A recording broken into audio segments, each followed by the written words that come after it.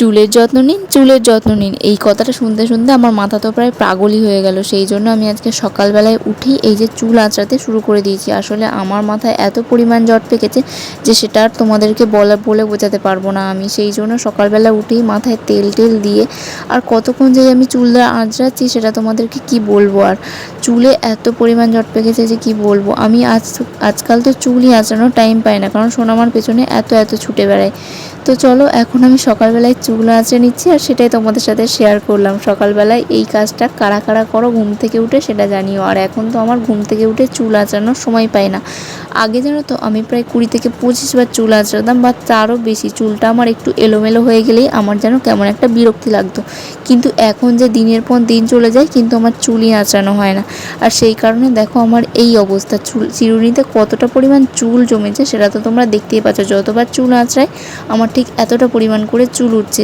শুনেছি নাকি বাচ্চা হওয়ার পর নাকি বেশি বেশি করে চুল ওঠে, জানি না এটা কতটা সত্যি, বাট আমার তো প্রচুর চুল উঠছে। Morning friends, welcome back to our channel বলাই তনু ব্লগস। আশা করি তোমরা সবাই খুব ভালো আছো আর আমরাও ভালো আছি। তো চলে এসেছি আবার একটা নতুন ব্লগ নিয়ে। আমি তনুশ্রী, আর তোমাদের দাদাভাই এখন কাজে চলে গেছে। ও যতক্ষণ পর্যন্ত ছিল আমি কালকের ব্লগটা রাতে আর এডিট পুরো শেষ করা হয়নি। তো সকালবেলা রান্না করতে রান্না করার আগে যাওয়ার আগে পর্যন্ত আমি ভিডিওটা এডিট করে দিলাম, কারণ ওখানে তো ওয়াইফাই সিগন্যাল আছে। ওখানে গিয়ে আমার ভিডিওটা ছেড়ে দেবে। আর কি হচ্ছে এই দেখো আজকে না সেই কারণে ঘরের সব কাজকর্ম পড়ে রয়েছে, এখনো কিছু করা হয়নি। আর ও কাঁদছে, চলো ওকে খাইয়ে দিই, তারপরে হচ্ছে কাজকর্ম করবো। চলো তোমরা ভিডিওটা দেখতে থাকো, আর বেশি বকবক করবো না।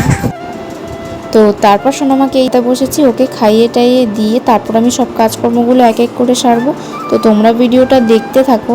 আর বাইরে আজকে দেখো কীরকম রোদ উঠেছে আর মাঝে মাঝেই বৃষ্টি হচ্ছে। তো চলো তোমাদের সাথে আজকে সবটাই শেয়ার করবো। এরপরে কি কি কাজকর্ম আমার পড়ে রয়েছে। আর রান্নাঘরটা এখনও পর্যন্ত রান্নাঘরেও আমি কোনো কাজ করিনি। তো চলো তোমরা ভিডিওটা দেখতে থাকো। এই দেখো বাইরে জানলাটা খুলে দিচ্ছিলাম, এখন সোনামাকে খাইয়ে দিয়েছি আর এরপর আমি জানলাগুলো খুলে দিচ্ছিলাম। আর এই দেখো বাইরে একটু করে মাঝে মাঝে খুব জোর বৃষ্টি আসছে, আবার খুব জোর রোদ উঠছে আর কি এইরকম। সেই জন্য গাছপালাগুলো এইরকম ঝলমল করছে। তা তারপর আমার দেখো বিছনাগুলো গোছানো হয়ে গিয়েছিলো।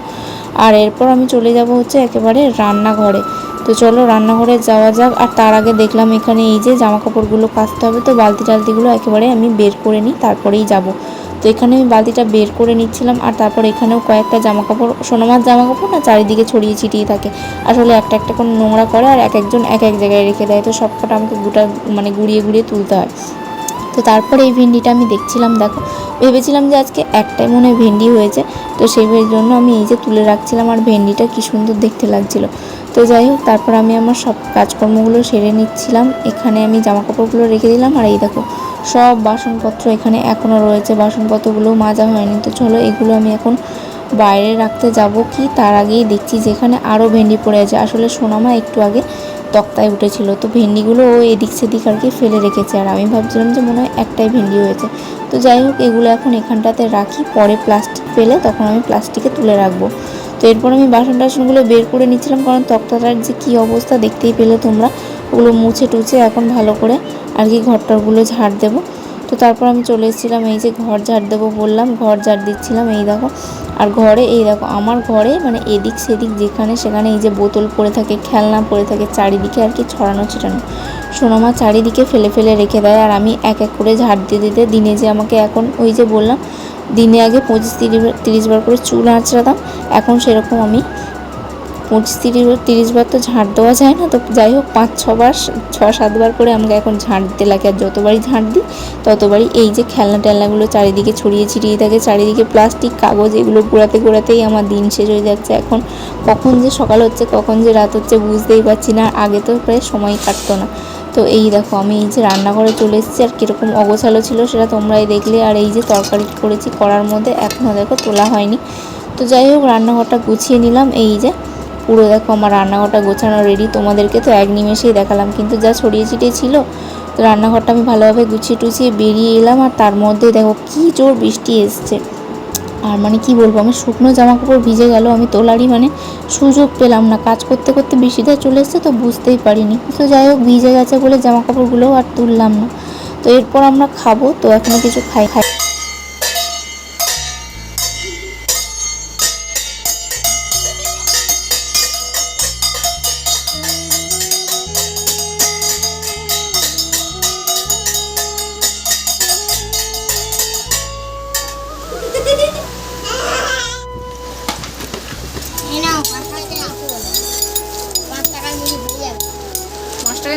বাতাসা দেবো না, বাতাসার জন্য আরও 3 টাকা লাগবে। দে দে 5টা দে, 3 টাকা। এতে দে। 1 2 3 4 দেখ মুড়ি দেখ, হয়েছে? আমার মুড়ি যাচ্ছে, আমার জল যাচ্ছে, বাতাসা, বাটি চামচ মাজতে হবে, সব কিছুর ভাড়া দিতে হবে। কেন?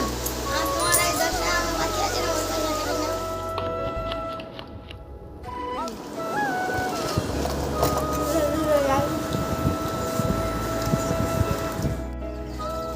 ওই দিদিদের বাড়ি গেলে এখন ফুটো পাটা করবি তো, দিদিরা রান্না বান্না করছে মনে হয়, ফুটো পাটা করবি নি।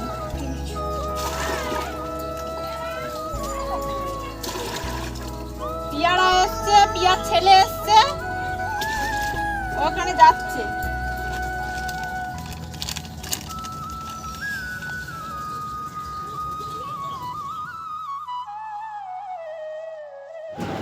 তো তারপর খাওয়া দাওয়ার পর এই যে বাইরে চলে এসেছি, বাইরে এসে জামা কাপড়গুলো ভিজিয়ে দিচ্ছিলাম। এখন কাচবো না, জামা কাপড়গুলো ভিজিয়ে রেখে দেবো আর বাসন টাসনগুলো মেজে নেবো, কারণ অতটা জল নেই।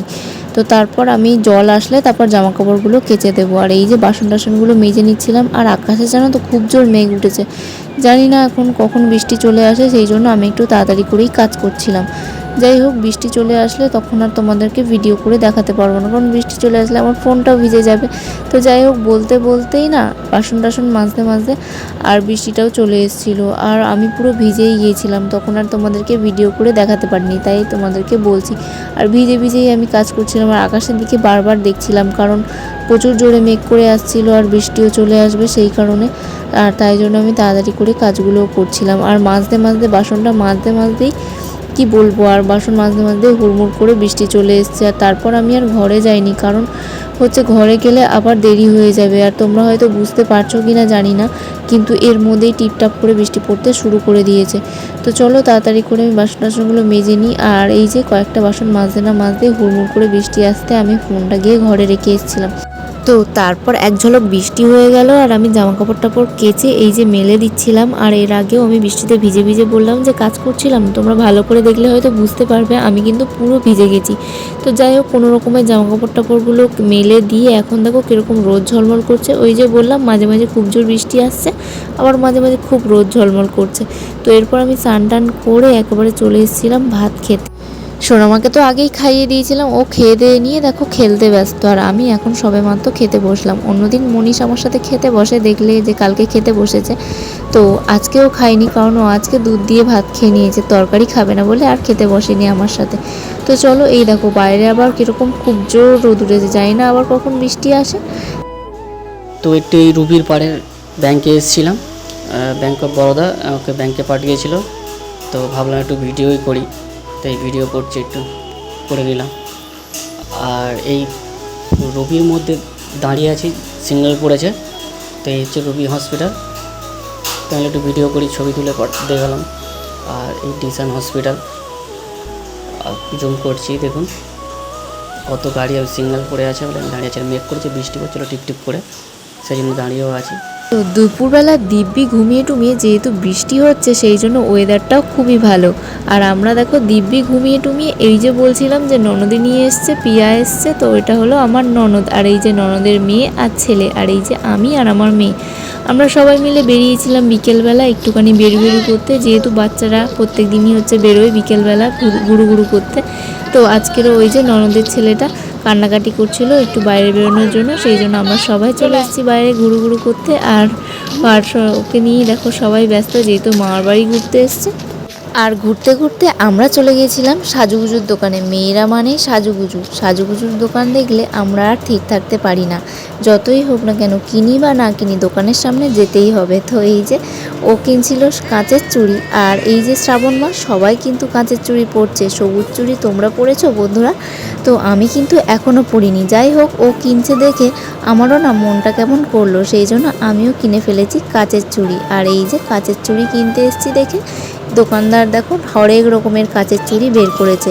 আর এই যে সবুজ চুড়িটা প্রায় স্টক শেষ, যেহেতু সবাই কিনছে সেই জন্য সবুজ চুড়ি শেষ।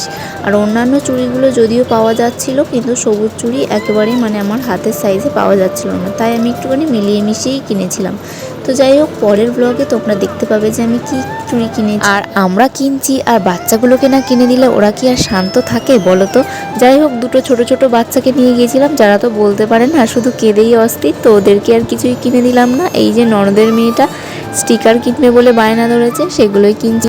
তো তারপর তোমাদের দাদাভাই বাড়িতে চলে আসলো, আর বাড়িতে এসে এই যে টিফিন খাচ্ছিল মুড়ি চানাচুর, কারণ ওর বাড়িতে এসে খিদে পেয়ে গিয়েছিলো। তো যাই হোক, ও মুড়ি চানাচুর খেতে থাকলো, আর আমার ওদিকে আমি চলে গিয়েছিলাম রান্না করতে, কারণ ও আসতে আজকে একটু লেট হয়েছে। তাই জন্য আমি ওই যে আসার পরে সোনামাকে কোনো রকমে ওর কাছে দিয়ে একটু ধরিয়েই আমি চলে গিয়েছিলাম রান্না করতে। আজকে ভাতও একটু কম ছিল, সেই জন্য ভাতটা বসিয়েছিলাম আর ডিমের তরকারি বানিয়েছিলাম। তো চলো বন্ধুরা, আজকের ভিডিওটা এখানেই শেষ করে দিচ্ছি। যদি তোমাদের ভিডিওটা ভালো লেগে থাকে please like, comment, share and subscribe করতে ভুলো না। সবাই সুস্থ থেকো, ভালো থেকো, আর আমাদের ভিডিও দেখতে থেকো। আজকের মতন টাটা।